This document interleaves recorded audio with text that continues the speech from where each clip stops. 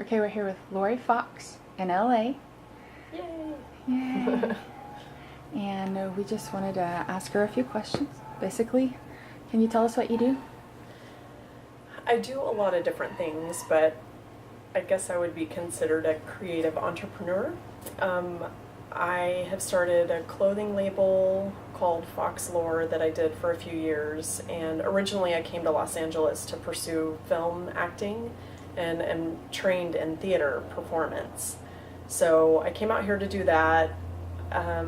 It wasn't working out. I just couldn't find an agent. I didn't have any connections. I didn't know anyone, and I didn't know where to turn. So I knew I didn't want an office job. I'm not good with numbers, that sort of thing. So I ended up, I was kind of in the depths of despair, and I'm laying in bed crying, and my acting coach calls me, and he's this great life coach, entrepreneur guy, and he's like, "Lori, what's wrong?" And I said, "I just can't do it anymore. I don't know where to turn. I don't know how to make money. I'm exhausted. I can't go on." And he goes, "Stop crying. What is it that you have around you, and what can you do?" And I said, "Well, I have a sewing machine, and that's probably about it." And he goes, "Start a sewing business." And he said, "Well, you like to do, organizing and helping people and cleaning and things like that." So he goes, "So you could be a personal assistant and start a clothing business." So I ended up doing that, and that helped sustain me for a couple of years out here.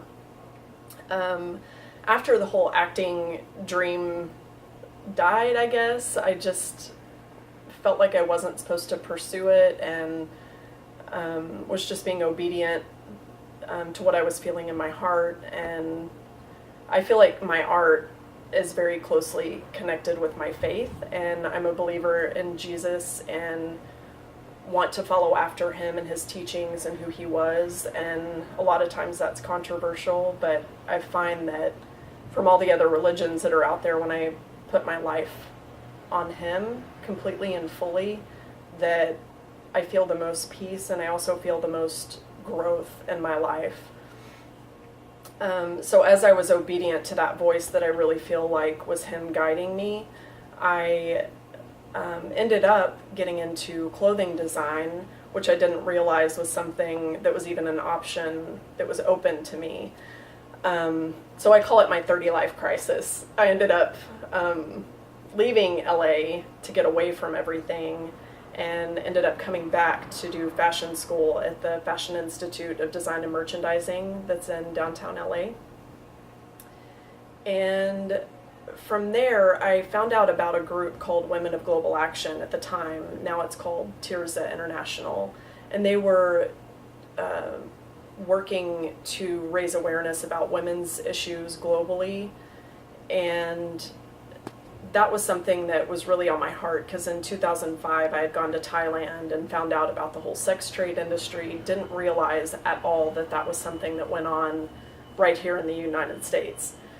So this group, the truest International group, really opened my eyes to see this is a issue that we deal with in LA, in Dallas, in Chicago, in every city that's in America.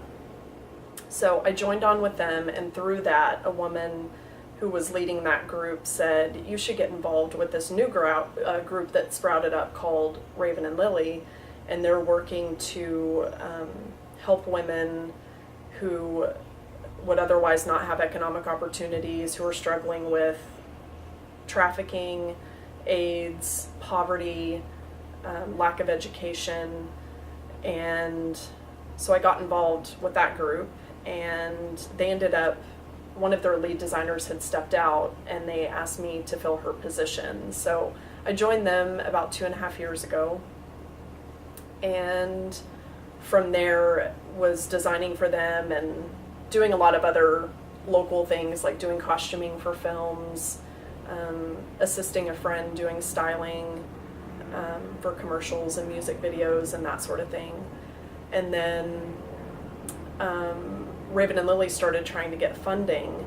So from that, trying to expand and trying to get bigger, they ended up getting funding, and now they're hiring me full time. So I guess at the moment I'm a designer.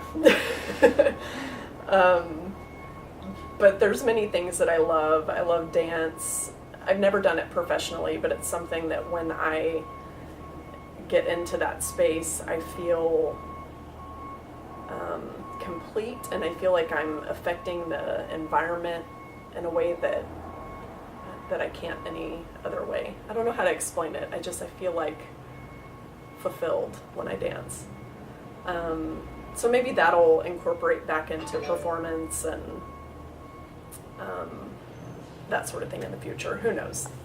But anyways, that's my story, and currently I am the lead designer for Raven and Lily. I'm in LA right now, but I'm preparing to move at the end of the year to Austin, Texas, where our home base is, or our, I guess not really corporate base, but Raven and Lily is based out of Austin. So I'm going there, and yeah, I just look back on life and I thought it was going to go in a certain direction, and I feel like with my faith, along with some of the disappointments and some of the confusion about who am I as an artist and what is it that I'm to do, I feel like as I've submitted that to Jesus and allowed him to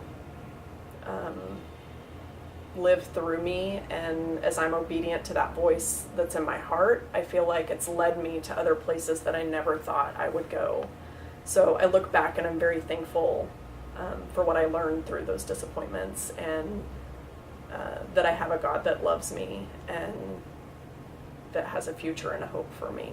So that's it. Thanks, Lori. That was awesome.